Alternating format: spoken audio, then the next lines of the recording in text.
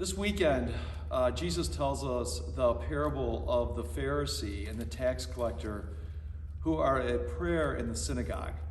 And most of us remember that parable pretty well. The Pharisee is standing over telling God how great he is in all of his prayers, while the tax collector sits quietly in the back of the synagogue and confessing his sins and humbly seeking to be changed by God in his life. Tax collectors, remember, were really the most hated group of people within Judaism. They worked for the Roman government, collecting taxes no one wanted to pay. And then on top of it, that tax collector would steal, and he would take some for his own self. And everyone knew it, and everyone despised them. The Pharisee, of course, is like Father Cook or Father Groff in the Mitch. The upstanding citizens. Everyone wanted to be with the Pharisees. The Pharisees could never do anything wrong. And so the two of them are praying, Jesus says. And as the tax collector humbly says his prayers, the Pharisee is telling God how great he is. Oh, my prayers are the best prayers of anybody in all of the synagogue. You must be so pleased, God. And I give so much money to the synagogue that I'm one of the top pledgers.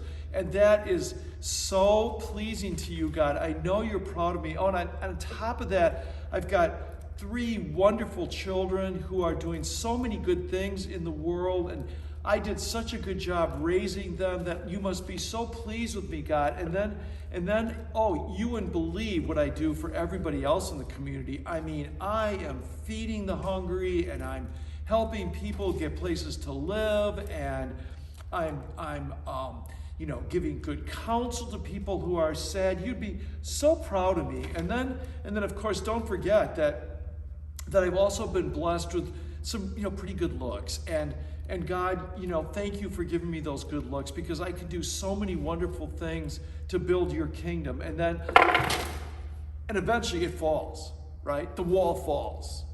Eventually, Jesus says, your ego gets in the way of the relationship with God. This might have fallen a little bit further if we had gone higher, but I think you get the point. Jesus wants from us the truth of our lives. God, he wants us to articulate to God those places where we are actually humbled by our own self-serving behaviors, our own selfishness. The tax collector, no one likes, but at least the tax collector knows that he is lesser of a human being than God knows he can be. And he worships and prays to God with humbleness, contrite of heart, a desire to change, a willingness to acknowledge his faults and his arrogance.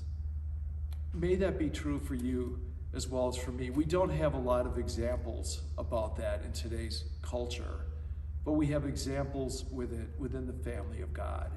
And may you and I be drawn to those witnesses as we continue to build our faith in God and not ourselves. See you Sunday. Uh-oh, you're evaluating my work. I am. Are you subscribed? I will, with a red button. And give us a thumbs up. I'm a fan, of course.